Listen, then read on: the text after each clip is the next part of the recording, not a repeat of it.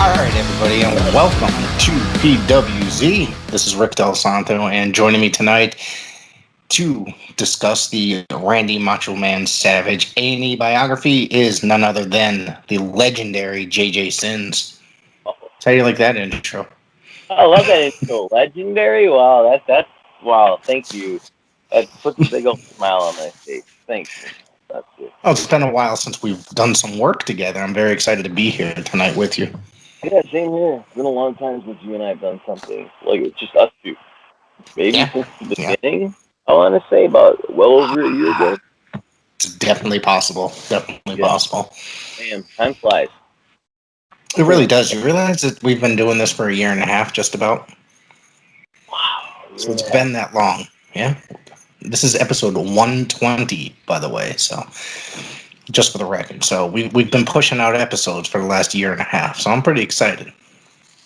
Yeah. Same here. That's Anyways, amazing. the Randy Macho Man Savage A&E and WWE have been killing it with their documentaries. Every now and again, though, there are these little things in there that are not necessarily kind of, you know, great. I guess little inaccuracies, but it's nothing to really destroy the film over. I thought that this was really well done, and I really enjoyed it. The only thing is that they focus a little too much on Lex Luger and spelled his name wrong a little bit towards the end, and then there's a couple other things that they focus towards the end, like the actor guy, the whatever Sonar, whatever his name is. I don't really see his purpose of being in this documentary, other than the fact that he is a super fan and a some sort of an actor. I've never heard of him before. So, I and it never didn't heard of mention you. anything. Yeah, it didn't mention anything about him being friends with Yeah, I Savage was at gonna all. say, So, what was his relationship to Macho Man? Did he have I don't um think that they actually said it. So, I'm pretty sure that it was just he was just another body for the documentary. I thought there was a lot of real like other people they could have interviewed for this that were good storylines. I mean, Ted DiBiase for one, he had a pretty decent storyline with DiBiase. yeah, I agree. Trying to think, what about Brian Knobs? Don't you think Brian Knobs had some sort of relationship with Macho Man, considering he was Did he have a close relation? with I don't know, you would think, since considering he was I know so him close and with Hogan. Hogan and him were buddies, like best buddies. Yeah, And they were yeah, always Knobs was always on that reality show, Hogan's reality show. yeah, exactly. So don't you think he would have been there to witness some of the shit like they were saying Liz and what's her name? Linda Hogan were best friends apparently. They were always Yeah, yeah. so yeah, don't you think Brian Knobs would have saw that and or Brutus Beefcake could have I'm interviewed surprised Beefcake. Yeah, I'm surprised Beefcake wasn't a part of this. He seems like he's a guy that's kind of itching for some attention to get out there and film some documentaries or something. exactly. Um, Yeah, I don't know who that actor comedian guy was. I could have done without him throughout this. I could have done But without Peter Rosenberg as well. That guy, I really didn't. I didn't find a purpose for him, and I don't particularly care for him either. Uh, I just find that guy, yeah. I got So you. I like that the I thought that the beginning was really good, focusing on the how the Poffos, how his father started the territory, and was it Lexington or whichever, and how they were always challenging, talking crap about Jerry Lawler and the Memphis promotion, and trying to get their attention until they went out of business, and they were like, "Oh, sorry, it was, just Will part you of the hire us? storyline." Yeah, will you hire us? Can we work with you? Yeah. Do you I wonder remember? how much of that's actually true. Well, it's a lot of the stuff I saw reminded me of the Dark Side of the Ring. However, they were Mhm. focusing more of the positive stuff. Right. They weren't, nothing too controversial. But do you remember seeing any of that on television, or On was that not on television, your television? we No. didn't get that kind of TV up here at that time period. At That's, least to my knowledge, I was really young.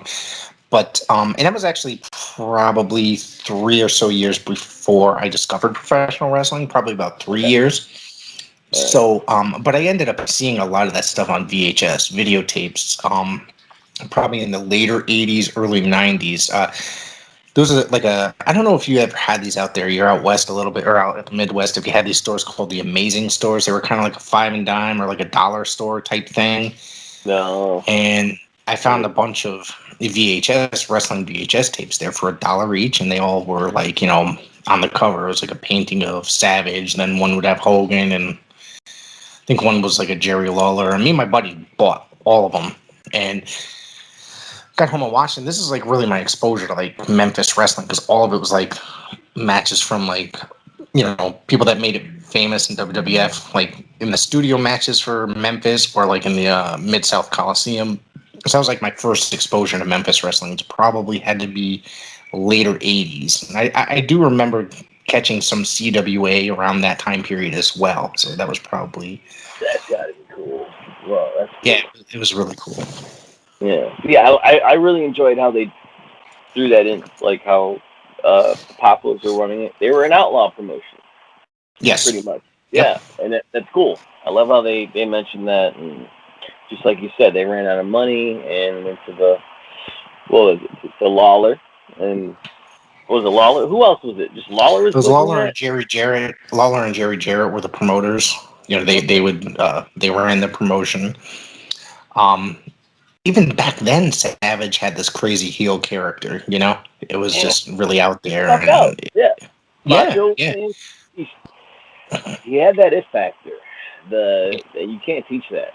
And watching the old videos that they were playing, just the old little moments they were playing on screen, it was like, wow. Even in the beginning, he had a look for him. Something, if I would have saw that as a kid, I would have been drawn to that. And look what happened down the line. So, I like some of the other talent that was chosen here. Jimmy Hart contributed very well to this. They focused really heavily on like Elizabeth's later years as well, which I didn't really mind so much because this was supposed to ultimately be a Savage documentary, but they continued to talk about the relationship even after it broke up for a number of years, and that's a really sad story because she was really like a beautiful woman. She was like one of the greatest talents that was involved in wrestling in that era. Yeah. It's such a beautiful, beautiful woman. Not hot, not sexy. Liz was beautiful. And it's messed up when it's like, damn, she had a drug problem, unfortunately. And you would never know it, really, because she didn't. Not have a drug problem. She doesn't look like. She don't look like she was popping oxys or popping what was it, somas or doing coke. Right. Maybe she looks like the type of woman that would just have a glass of wine. But no, Right. there's a lot more to it. What do you remember the autopsy? Do you know what she died of exactly? No. It was no D, but I don't know what she had in her. I know, especially Luger talked about it there, and he was really kind of candid about it in this documentary. He was very comfortable talking about it, and it was just they were having a couple drinks and popped a couple pills, and next thing you know, she's asleep. And he tried to wake her up. Yeah. Yeah, and then it's just that's the truth. Yeah. From personal experiences, you gotta have your pills, whatever, your drugs, drink, and then you might take a nap. Some people don't wake up. It happens. I think it was Soma's she overdosed on, if I'm not mistaken. That sounds kind of familiar. I remember when that happened. WWE was played the 911 call on their WWE Confidential show. If you remember that show, it was where they played they played like insider news, and I think that was to kind of bash Luger, who they still had been, they still had a sour relationship with. Yeah, considering he showed up on Nitro in '94. Yeah. It seemed like they were out to embarrass him by playing that phone call, the 911 call on their show. I that must have been around the time I wasn't watching wrestling. How I heard the 911 call, it might have been later on, but and just hearing it, it's just like yeah, he's like, just send someone over that knows what they're doing. It's like, can't you just? I don't know. Like, yeah, tried to do something. You know what I mean? It's like I think he was very afraid and didn't know what the hell he was doing. He was like freaking out because obviously, Yeah, they arrested him. They came in the house and they found a shit ton of drugs in the house. yeah, with steroids and I just remember reading steroids, lots of Mhm. steroids. I don't know if there was any coke. Was there ecstasy? That's no, that was Savage. Later on, Oh they yeah, were talking that was about sad. they were talking Yeah, about that, and that I thought was insane because that was like a huge like raver drug at the time period and stuff like that. And it's like I never knew that this is guy, and he had to be what in his 40s or something around that time period. You'd have to shoot, say. dude, probably like late 40s. I don't know. Macho Man in what 99, 2000, 2001. I'm Yeah. gonna go with like what 46, 47, and he's So got his he's hanging around with this girl that's like in her 20s or whatever, and then he starts taking ecstasy. yeah. I was like, what? And then they I thought that showed was like, them matching red yeah, outfits. That was insane. yeah. I and what did Macho Man? I think I have it in my notes. He said, "Macho Man ain't no bitch." I believe it's in my notes that watching them on. Yeah, Macho Man doing Oh, extra high on the one nitro from dope. Nitro. Yeah. Yeah. But he said something like, "Macho Man ain't no bitch" or whatever. It's just wow. And he had the hat on.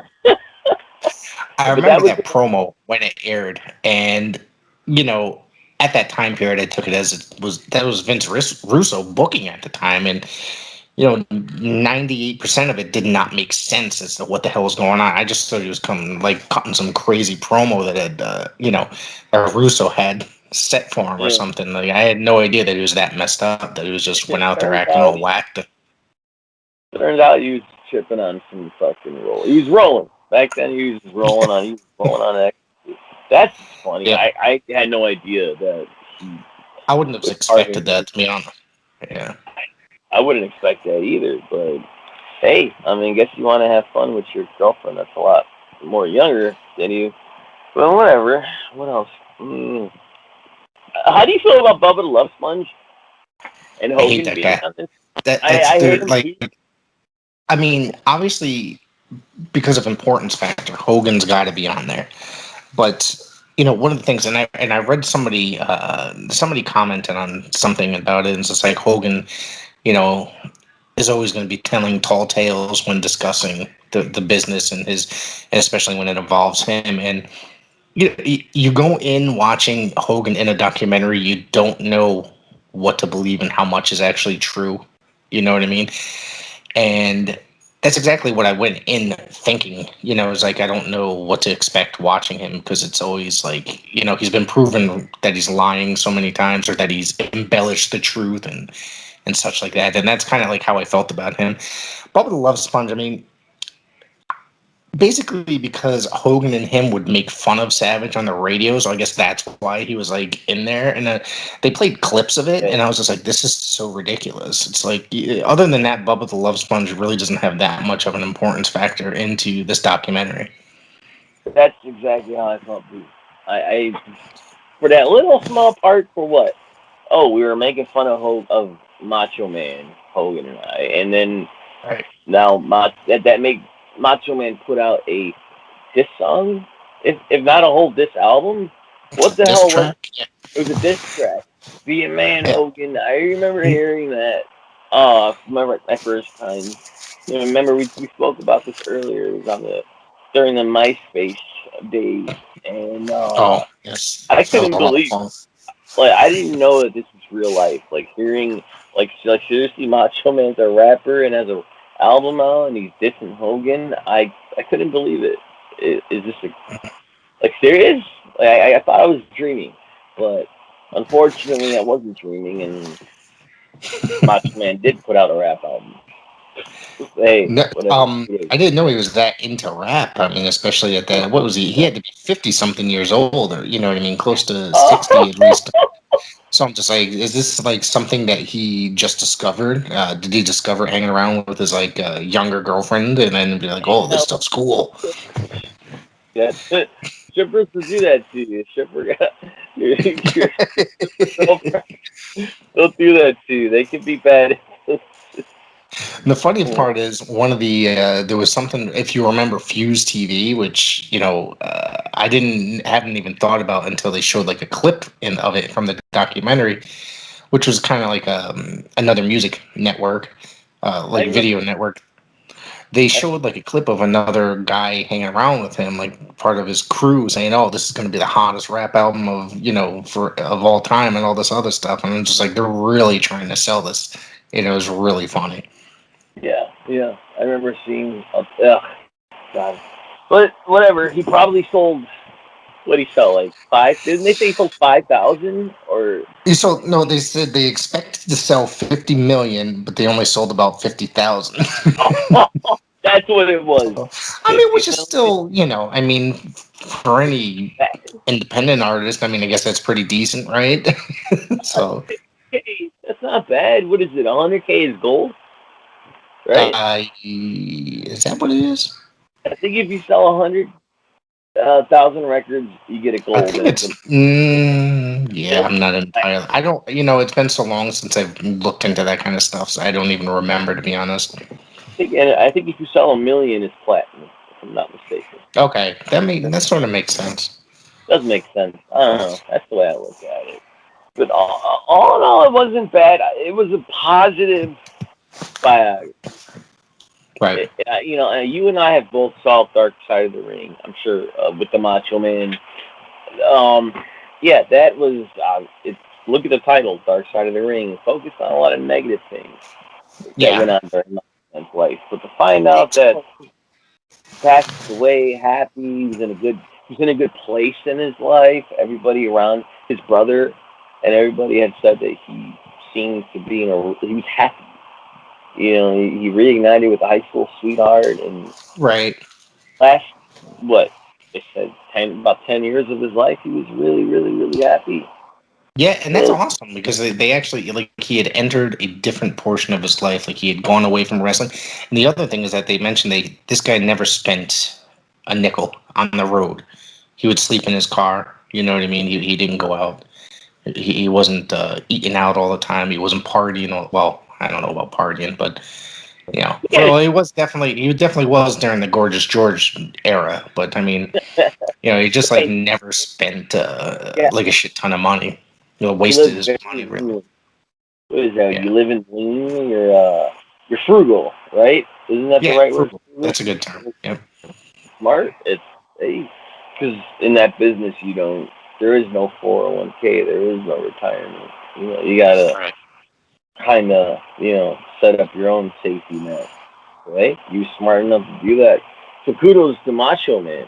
It was that photo that they showed when he let his beard out and he was all gray. He stopped dyeing his hair, stopped dyeing his beard, and he looked just very comfortable. But he still looked like he was ripped too underneath all that like those jackets and clothes and stuff like that. He still looked like he can kick your ass. Well, fucking A, because he's the Macho Man. I'm sure he. That's right. Probably worked out. I mean, isn't that a hobby for wrestlers? Like, that's like a hobby. They want to go in. Well, I mean, you look at some people that they once they retire from the business, they don't, they stop going to the gym, they stop working out, they don't got to keep up in as good a shape. I mean, compare. I know Lex has gone through some health issues, but compare Luger then to Luger now. Now I know he's confined to a wheelchair. I know he had a lot of issues and stuff like that, but he looks like a completely different human being altogether. Yeah, it's insane. You know what I mean? You wouldn't be able to tell that it was. Well, my father couldn't believe that was Lex Luger today. That was like he doesn't follow, the dirt sheets like you and I. So when they showed Lex today, that my father's reaction was like, "What the hell?" Like, and then I told him like, "Yeah, he's in a wheelchair," and he couldn't believe it. He looks so different. Yeah, I get what you're saying. Bless him though, man, because it's like he's one of those guys I feel bad for now. Like back then, I hated it. Back then, especially after like Elizabeth's death and stuff like that, I was just like, God damn, he's such a. And I told you, I think my mother had an interaction with him working a charity, and she said that he was like very arrogant and stuff like that. But I think a lot of the negative issues that he had in his life humbled him. You know what I mean? He ended up going to church. Nikita Koloff ended up bringing him in, and I believe that he's born again and stuff like that. Really? And so now he's a completely different human being than he was back then. He's a lot more humble and nicer guy and stuff like that. He's not such a jerk like he used to be back in the day. Sometimes it takes drastic things to Yes, absolutely. Yep, absolutely. He was humbled. And I listen to, obviously I listen to a lot of wrestling podcasts, Me and too. from Other than Bischoff to yeah, you said other than ours, but from Bischoff to what is it, Bruce Pritchard, from Bischoff to Pritchard to a lot of other wrestlers something to have all said something to wrestle with. something to Yeah. wrestle with. They all Yep. say Lex was a pain in the ass back then, but and Bischoff has put over Lex so much on his podcast. He's stating how much of a different person that he is. So, Did you ever see like I said, kind of.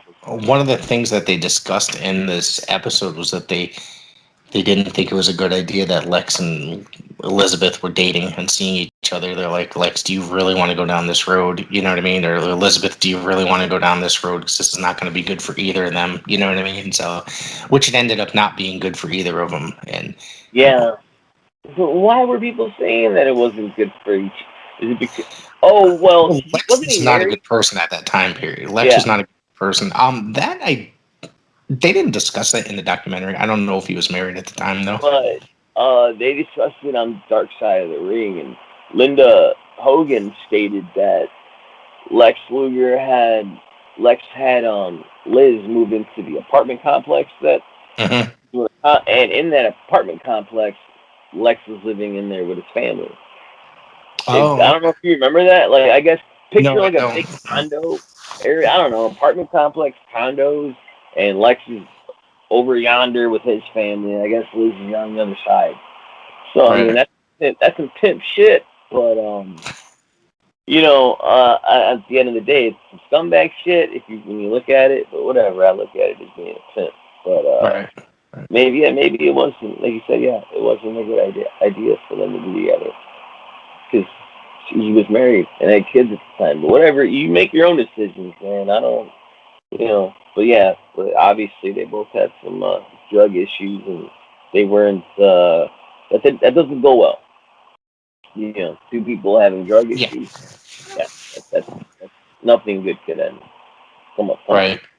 So don't do drugs. Well, never mind. Well, never mind. Just Be gotta be responsible. be I'm kidding, responsible. folks. I am Yeah. kidding. I'm grown up now. So I'm about to crack another beer. I'm going to tell you this. It's totally random. I want to share this with JJ. Actually, not that I'm sharing it, but I'm telling you about it. Yeah. I got this really intense, was it 12 pack a couple weeks back. Did I tell you about this Brewdog sampler 12 pack that I got? You showed me in Freak, I believe, had 3 different beers or 4. 4 different beers. So I still have some of it left over. One was like this Elvis beer, and then one was like this punk rock beer, and then I don't remember. The other one had like a Star Wars, like Dark Side of or maybe it was a Pink Floyd, I don't remember, type thing. How was And that? no, I don't like a good dark beer. If it tastes like coffee, not for chocolate. nothing. I'm gonna tell you that I didn't expect to like any of them, but I read the labels, and I was just like, I'm just gonna try this. Some of the ones that like I tried, one of them was like a grapefruit beer, and I didn't think I was gonna like it because I hate grapefruit. But those went down so easy. They were ended up, after the first initial few sips, they ended up going down and really being really good. What I'm I gonna don't try like is now beer. What's Matter of that? fact, You don't like I don't beer? like beer either. Uh, Yeah. Whatever. So Um, so the company is Brewdog. I believe they're out of Ohio, but they do like was it German style beers? sounds Some of familiar. them. This Brewdog. one's called Hazy Jane, and it's supposed to be a New England style IPA. not necessarily an IPA fan. There are very few that I do like. One of them is Steve Austin's beer, actually, the IPA. I tried that. That one I liked a lot. So I'm about to try this right here with everybody watching or listening. Let's crack it open. I love that stuff. You crack it open. Yeah. Dude,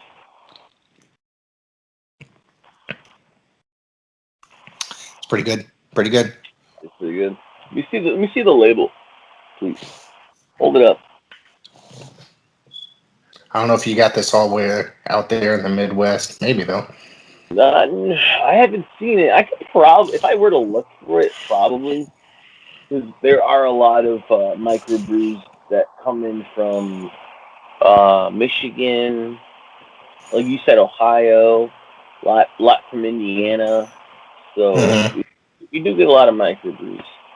So you're not a beer fan, you said? Unfortunately, not anymore. I used to be a big.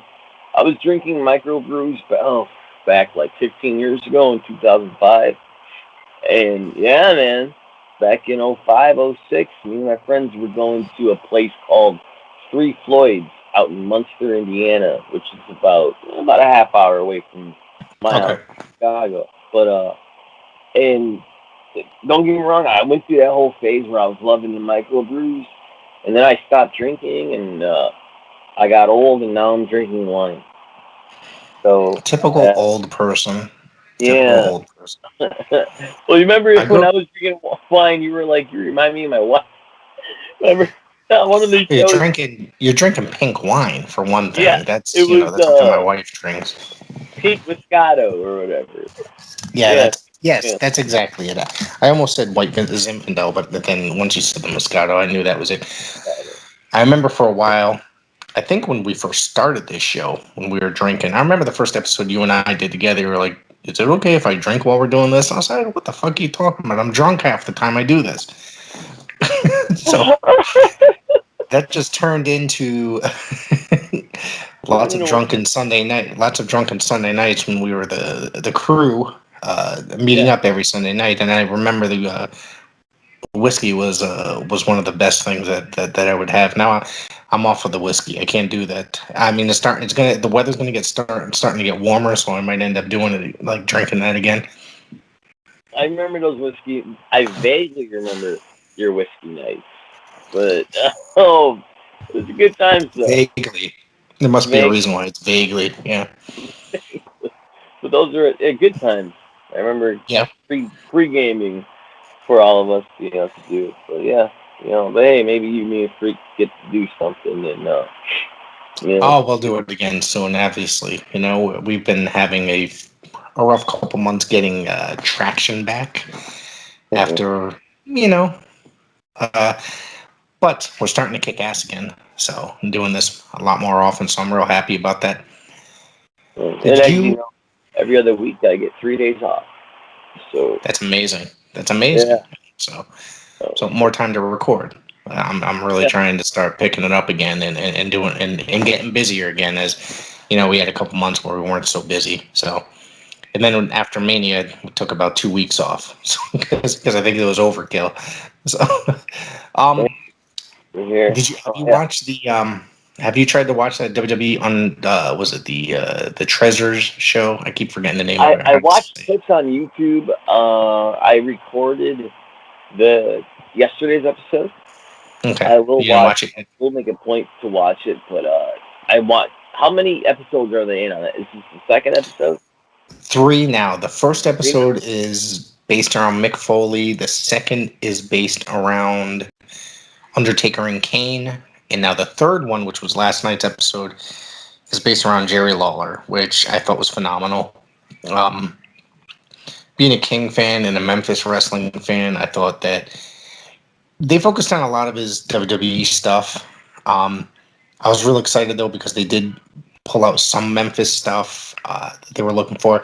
Like they're looking for the original neck brace that Andy Kaufman had after Jerry Lawler broke his neck. Come to find out, Bill Apter had it, and Bill Apter made a cameo in the show, and he Oh, ended up that show looks donating. cool. Yeah, dude, it was awesome.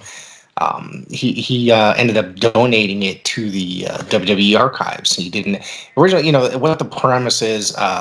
Hunter and Steph have a couple guys that go out and meet up with the wrestler, with Lawler, and then they go try to find certain pieces to keep in the WWE artifacts. And somehow they figured out that Bill Apter might know. And come to find out, Bill Apter's like, well, come down to my basement. And he has his Apter's Alley where he does all his podcasts and YouTube videos from. He's got a lot. He just had it hanging right on his wall. He goes, that's what we're looking for. And then Kaufman gave it to him? Apparently so, yeah. Wow. I think that's what it was, because Bill Apter was shot a lot of that. He even followed him to Letterman when they were on the Letterman show, and took all those pictures. Yeah, it was really enjoyable to see Bill Apter. Now, one of the things is that I thought for someone of Bill Apter's stature that he would have on display a lot more oddball type stuff hanging up and displayed and stuff, but it seemed like, he had some action figures that were from the modern era or like the 90s, and he had like a Sting mask and like other such things. He didn't have like really crazy artifacts hanging up. Maybe he doesn't want it on display. Maybe he's got some really cool stuff, hidden. Yeah, I would just imagine. It's not the first time I've seen that room like in a video or something like that. So it's like every video that I see, it's kind of like nothing really crazy like sticks out. I would imagine Bill Apter having some amazing shit. Just like you said, just maybe based on who he is, right? In his history in the business. But the fact that he had Andy Kaufman's neck brace, that's yeah, and then he donated it. That's pretty cool of him to do that. Did they ever find the original robe and crown that Jerry Lawler debuted in, or where was it? Did Lawler have it? The one from when he debuted against Bret Hart in WWF, where he attacked Bret Hart from King of the Ring. I can remember that. They had that one, his first WWF one, where he had the crown, and they ended up getting that. The thing with this is, like, Lawler's like a huge collector himself. And, he was actually on High Spots last week doing like a virtual. They went right to his house. So, and we're taking stuff out of his room, and I think that he had set stuff aside, and they would just be like, hey, and then they were showing certain things off, and they had some really cool auctions and stuff like that. It's just like, that guy does not throw anything away, or sell any of his stuff. He's got so much on top of, like, but it's like all, like, he's got like a record room apparently, then he's got like a movie room, and then he's got a room for all his wrestling stuff. Like, it's not necessarily just his. It's like the history of Memphis wrestling in this room, basically, on top of all his stuff in there. I would love just to go fucking tour that house, like, seriously. Yeah, him and Jim Cornette's house. I would love to tour it. His attic. Yeah. I want to go through the attic. Yeah, you ever? I want to look at all those VHS. You ever catch those VHS videos in his attic? Yeah. He's got that. He's got some weird stuff in his collection. He's got some old magazines. He's got telegrams from like title changes when one promoter would telegram another. Wow. He's just got some like, he has like wacky like, early 1900 stuff. It's just really awesome. Yeah, and I was gonna say 1900 stuff. Yeah, if not even before that. Yeah. He's a true historian, Jim Cornette. Mm-hmm. Mm-hmm. Even doesn't he have record of each house show attendance, how much money they made? He kept. He has notebooks upon notebooks of stuff like that. We wrestled. It was me and so and so. We were, we wrestled here, and our pay. This is what we got paid. This is how many. Yeah. Yes. Yeah. I know what you're talking about. Yeah, he's got like notebooks of that stuff. Yeah, man, that's insane. Like, it's cool, it's interesting, but it's just that's Jim Cornette. I lost my phone charger. Anyways, so anyways, No, no, So not what a else? bad bio. Who's next on this Right. series? Next week is Booker T. Um, Who am I seeing now? this could be a good episode. I'm kind of like hit or miss on this. Not that I'm going to say I'm not going to watch it. I think I'm just like, what are they going to cover on Booker T? Well, He he did did. have to go to jail. Shit, like, did. What's that? He did go to prison. Yeah, he was in prison for a while, and that's when he, his brother, when he came out, that's when he told his brother he was going to try wrestling. And Yeah. I know they were in Texas for a while. I remember them, and I actually remember them both in GWF and on Global on the ESPN. And Oh, I don't know if you remember yeah. watching that at all. Yeah, I don't remember watching GWF as it happened, but I do right. remember, we'll say about maybe 10 years ago, they were It was on playing ESPN that Classic on, for a yeah, while. and I remember Yeah, being like, what the hell is this? I'm watching this and yeah. seeing, yeah, I'm seeing a young Booker T, young Stevie Ray.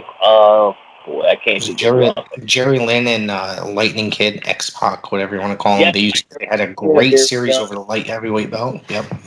Ooh, It was like anybody who was anybody went through there. yeah, I remember seeing a lot of wrestlers, and I'm thinking like, what the hell is this? This is we figured 10 years ago Yeah. when I had access to the internet, and I was sort of a smart at that time, or maybe that was the Right. beginning of my smartness. But yeah, I remember watching that and digging it. It would come on real late at night, if I recall. Yes. Yeah, they Uh, used to show some random things on the wrestling. They used to show like Classic Global. Those show once in a while because I guess I don't know if ESPN had the rights to certain AWA footage, but they would show some AWA stuff because I don't know how much AWA footage WWE actually got because I noticed that a few episodes here and there ended up getting yeah, available through other outlets. You know what I mean? That weren't owned. Because you'd figure if somebody like ESPN were um, showing them that you sure the McMahons would jump on that and try to sue them or whatever. exactly. So I don't get that either. But like you said, there's not that much AWA stuff on the network. And I remember we right. talked about that on the podcast, and briefly. And I remember asking you and Freak, and both of you had said the same thing that they don't want to show so much AWA because they don't want to show so many other. They don't want to show like Mr. Perfect's he had Right. success here. They just kind of want to only show you a little bit of you know There's other just wrestling certain successes. there's certain things like they ended up showing like they showed like a whole bunch of years of like Mid Atlantic and a whole bunch of years of NWA slash It's not WCW that and much then AWA. yeah, there No. was a bunch of NWA, but it was just like right when it was becoming WCW too, and then they showed all that Yeah, stuff. the NWA So too, it's but just as like far as if they AWA, owned if they owned all this AWA stuff, and I mean there was a ton of world class as well, but if they owned all this AWA stuff, that in Mid South and what's the other one? There's another Smoky Mountain. They only put up yeah, that, select episodes. They only put up select episodes. They didn't put like the entire catalog or blocks of years I up would have and stuff enjoyed like that. that. I would have enjoyed watching all that Smoky Mountain. Yeah, me That did, too. Because I got that TV show up here for a while when it happened for like the last couple of years, and I thoroughly enjoyed it. Yeah, that's cool. I don't remember any. I don't remember that getting any of that up there there at was all. like this low powered UHF station that I got, and I didn't have cable in my bedroom as a kid. Well, there was this one television station that was from a couple towns over that for some reason I got, Yeah, and it wasn't on a cable network. This television station. So, but there was literally wrestling 5 nights a week, but then they would rerun it all on Saturday and Sunday. And it was really, really weird. It was really awesome because I got to see things like USWA, Smoky Mountain, um, GWF. I'm trying to think of like what companies were around because once in a while they would go back and like show other random things. There was like a bunch of the whatever NWA was current at that time. They showed like NWA Texas, I think it was when the Crockett's were trying to run out of Texas. So it was just like this awesome channel that I just got it 5 nights out of the On week. And then, UHF, you said? yeah, it was like a UHF station that was, Damn. you know, I there remember, used to I be the remember that UHF yeah, station. Yeah, the TV with the 2 dials. yep, the Yeah. UHF, VHF, yeah. And then I used to Uh-huh. have to fuck with my antenna to try to get it in properly. I remember that. It was a black and white This, TV or was it color? no, it was definitely color. No. No. But I used to struggle sitting there trying to get it to come in perfect for years. With that antenna, dude, you really get some foil. Piece of foil Hmm. for that antenna. That shit worked, man. I used to try to, because of my television and my bedroom was right next to my window. I used to put that antenna out the window and then the signal would come in better. That's genius. Yeah. Oh man, that's awesome. Yeah, I I used didn't to get get to some touch really that. great stuff, man. I discovered a lot of really great wrestling that way. NWA Wildside, that's how I discovered it. Like on that channel, like a couple years later. See, I didn't get that much. Well, then again, I'm a little younger than you, By a so few all I years. remember. I'm 37, so just a few years. Yeah. So all I got was I remember getting ECW late at night on Channel 6, and Hmm. then we got the WCW Saturday night at 6:05. I And that's used to all get I am getting. when I was I shouldn't say a kid. I was probably a teenager, early 20s. ECW was on 2 o'clock in the morning, Saturdays into Sunday, on the Madison Square Garden network. So I used to come home from work at midnight and then stay up until 3 o'clock in the morning to watch it. I used to watch 2 hours of Quantum Leap, and then that would come on. So You have Quantum Leap. I never yeah, watched Quantum Leap, but I do remember that was a Quantum. good show. Yeah, You remember there's a really it's good old. episode I with need to Terry get into Funk in it. it. There was an episode with Terry Funk on it. Yeah, Really? yep. Scott Quantum Bakula Leap. plays a wrestler. That's Mm. awesome. Oh man, I love Terry Funk, and Terry Funk was awesome in Roadhouse. So Mm-hmm. yeah, he played that And over badass. the top, and over the top with Sylvester Stallone. Stallone throws him through a glass window. He does. Yep. Holy shit. Scott Norton. Scott Norton's in that movie too. Scott Norton is in Over the Top. Yep, it's one of the arm wrestling guys. Does he cut a promo during the final battle or no? That's a Or good question. It's been a while like, since I've seen it, so I just remember him being in it. so remember how there was like some of the arm wrestlers were kind of promos, like letting you know who they were and stuff. Oh yeah. Like the interview segments. Yeah, I'm trying the- to remember if he's one of those guys. I don't remember seeing.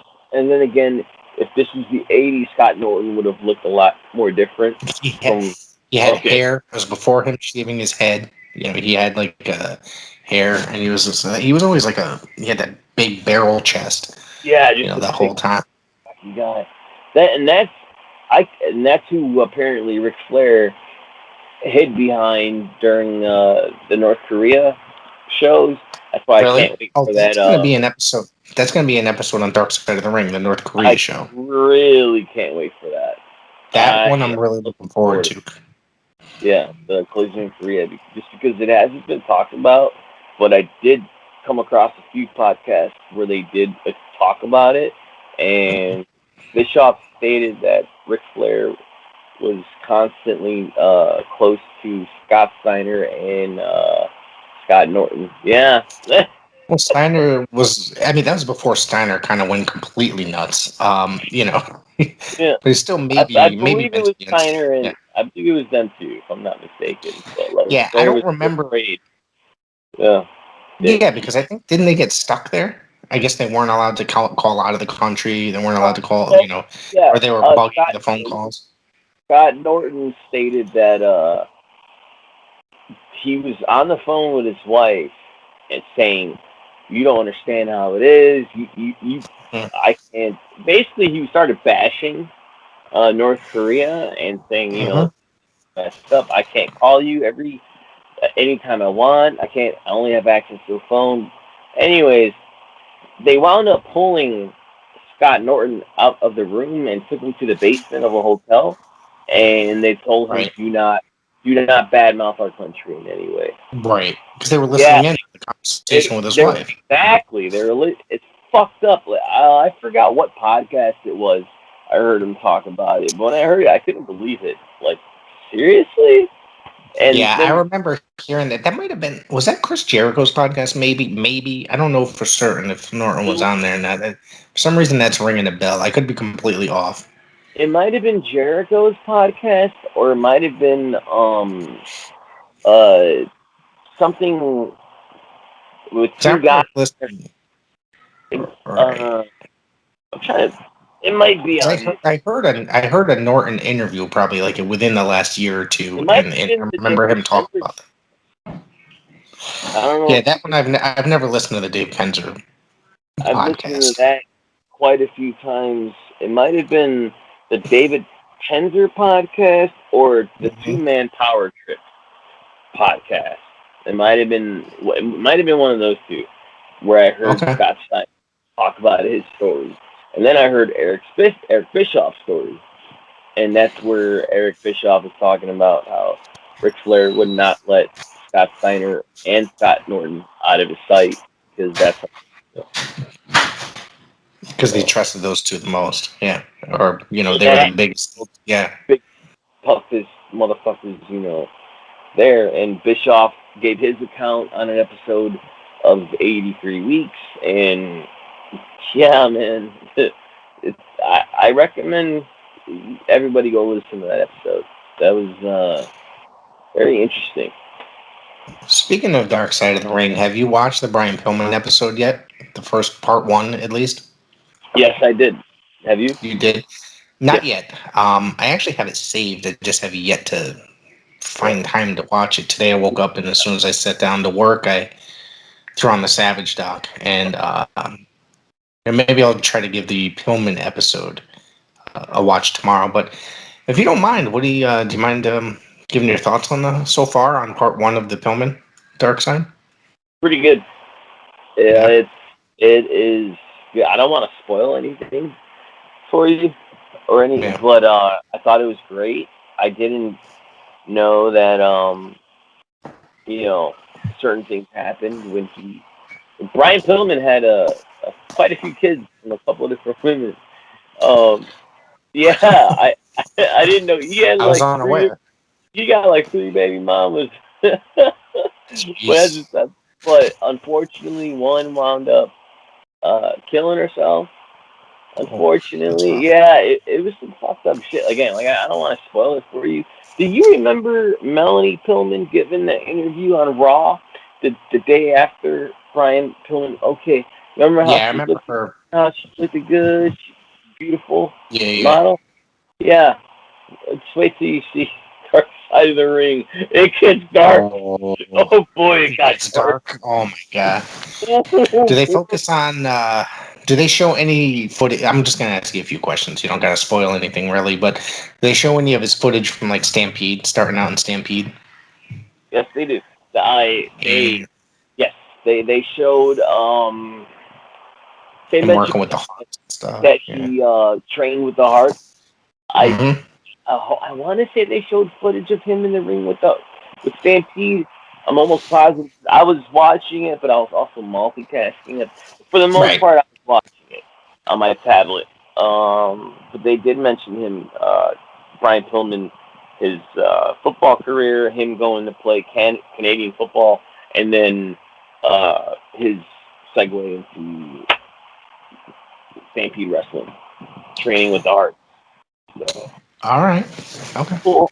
I dug that, and they, obviously they showed some of the WCW stuff, and you Right. know, I told you a long time ago that was all I would watch on the network was old So we used to. WCW, Right. and it's awesome. Well, I wouldn't say it's great because every opening match, every pay per view in like 1992, 93, It was like Brian Brian Pillman. Pillman. It Yeah. was Brian Pillman and or Mark, not Mark Merrow. What's his name? Johnny B. Bad. It was them two that Yeah. were always. It But was either like that guy or it would always be like smaller guys like him or Brad Armstrong doing the opening match. So you knew you were gonna get like a just a really great opening match on WCW. That's the one thing they did right at that time period. they did a lot of like crazy stuff, but They that really was always like blew the it. Yeah, they really blew it with Hollywood Blondes. I loved how they brought up the Hollywood Blondes, and yeah. Stone Cold obviously was on there, talking Hmm. again. It, That's it, good. it was very interesting. I can't wait for part two. When is it debuts this Thursday, correct? It's this Thursday. Okay. Yeah, I don't remember when it comes on. I'm gonna have to it's this keep an eye Thursday. out. I believe at 7. I don't have Vice TV. I don't know. I have to check, but I Really? know that I I Jeez. have I barely watch cable. Like I know we have some type of cable here, but I don't. I usually have my tablet and I'm on Hulu or To YouTube. be honest with you, the funny thing is that you said that, and I think I've said this on the show before that there's cable in the house. I think the only two people that watch it are really, actually no, the only person that watches it is my wife. I usually have, I think my dad once in a while because he stays with us, but for the most part he's watching things on YouTube. I'm watching things on YouTube or some sort of streaming service, whether it be High Spots Network, and actually that's the only one I actually belong to now after WWE Network went away. Um, yeah, dude, it's like YouTube is like most of the stuff that I watch now. Between I just like sit there and watch like a fucking hours of music videos or a concert or something, and then to get in my wrestling that whoever's uploading, mostly old AWA or NWA or whatever. That's what I It's watch more amazing. for on YouTube now. Yeah. Yeah, YouTube's got everything, and I watch us, of course. I watch us on there every day, 12 noon.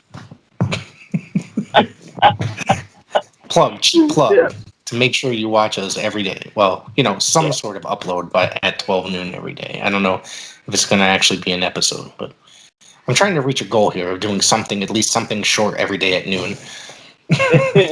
I knew. I Yes, knew. sir. High noon. That's right. That's Yeah. something I haven't heard in a long time. I knew. Yeah. I've been watching westerns on what is that? Tubi. Yeah. Again, there's no way. There's no Tubi is reason. a great Tubi is a great service. Tubi's great. Pluto's great. Again, I have Pluto's great. Hulu. You Yep. said what? I Pluto. have Hulu, but I have Hulu, but I never watch it. On Hulu. Tubi, I have it, and I'll find some like weird, obscure movie to watch every now and again. The cult movies or B films, whatever you want to call them, on Tubi, they have an amazing cult film section. Yeah. They have, and there's like hundreds and hundreds. I mean, like, there's just so many obscure movies on there. It's awesome. Yeah. Pluto, I Pluto. watch like one of three channels. All right, usually get stuck watching Family Ties all day, or the Happy Days channel, or the Three's Company channel. Call Wait, me a there's a nerd. Happy Days channel? There's a Happy Days channel, and Oh all it shit! I shows know is, what I'm falling asleep to tonight. well, the best part is, you ready? It doesn't show just Happy Days. It shows Happy Days, Mork and Mindy, and Laverne and Shirley. All three Oh shows hell are yeah! related. All Yes, three shows they are. are related. So that's like that right there. Those three shows, that was like my childhood, and the Incredible Hulk. That was like my entire childhood. Right on. I dig that. I grew up loving and watching Happy Days. That's my And there's favorite show of also, all time. is it your favorite show of all time, Happy Oh Days? yeah, ever, ever. Like Happy Days is my favorite show ever. For every fucking Happy Days reference I say, you'll get. That's awesome. All right, I can't wait to do that. Um, and on Pluto, there's Adam's Family as well. Yeah, there's an Adams Family Yeah. channel. They don't show. They just only show the Adams Family, or is it like Adams Family Munsters, or no? From what I've I have seen, it's yet to just see. Adam's Family. But I wouldn't Okay. mind them having the Munsters on as I well. loved it. Like those two shows. Growing up in the '80s, I used to watch them back to back, like in reruns as a little kid, all the time. Yep. Yeah, They would it'd be on Sunday.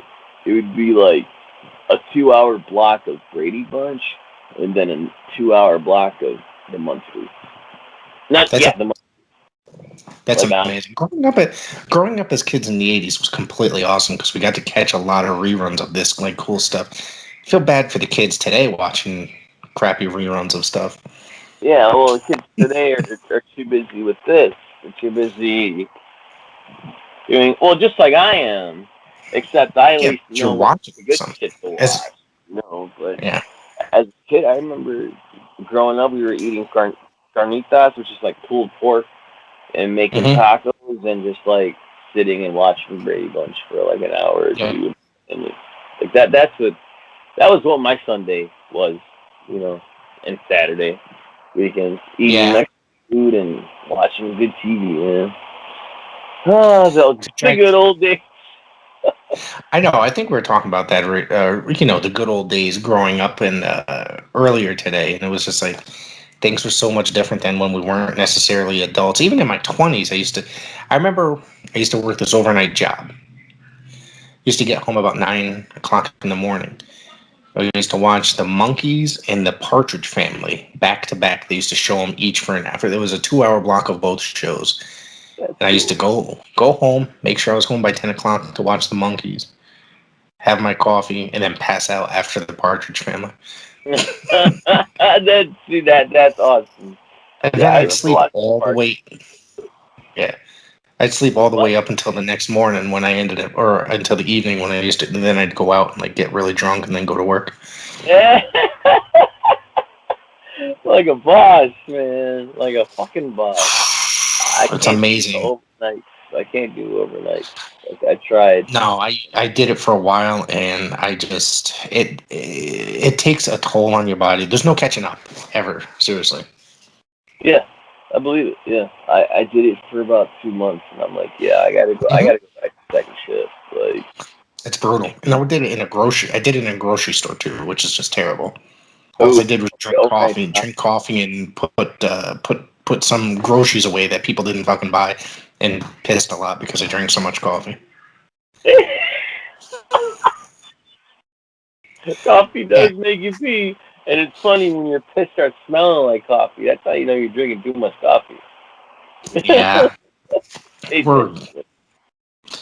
anyways.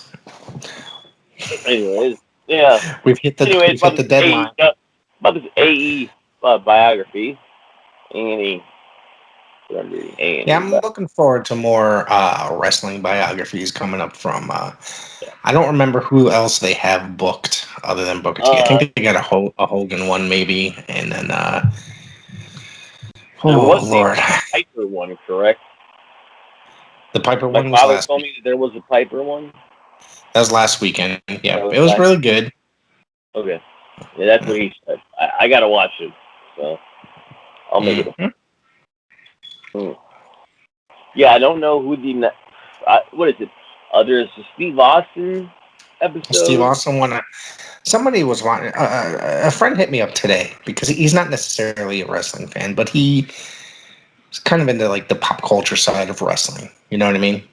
Okay. He's not, but I've recommended. But he's also like a huge MMA aficionado. So I always said you might not like American professional wrestling, but you might like Japanese wrestling. So I always recommend certain Japanese wrestling to him, and then he kind of enjoys it. Forgot where I was going with this, but I'm going back forward. Like as I far as mentioned American wrestling goes, he ended up not liking the Austin one as much as the Piper. He liked the Piper one, but I was just like the Austin one. I thought really did a really good job of covering his entire career, especially guys like you and I grew up watching him from his earliest days. You know what I mean? And yeah. like say world Funny. class into WCW and stuff. Yeah. I was a fan of Stunning Steve Austin. Absolutely, I Uh, thought he was phenomenal. Man. Yeah. I mean, don't get me wrong. Like, yeah, I was a Stone Cold fan. Yeah, okay, but hmm I really like Stunning Steve Austin a lot. Like, more, if that makes sense. I think I was more of a hmm fan of Stunning Steve.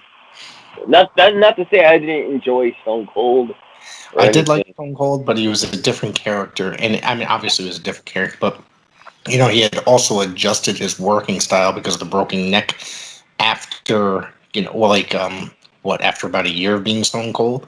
Because he was still working that same style until he broke his neck, and then he had to Yeah, adjust the way he worked. things like a brawler style Yeah, but, almost. it's funny. It's like, because then I went back, like, not so long ago and watched a bunch of his later period stuff. I'm like, it's still really fucking good. Like, the stories are really told really well. You know what I mean? And so it's like the man.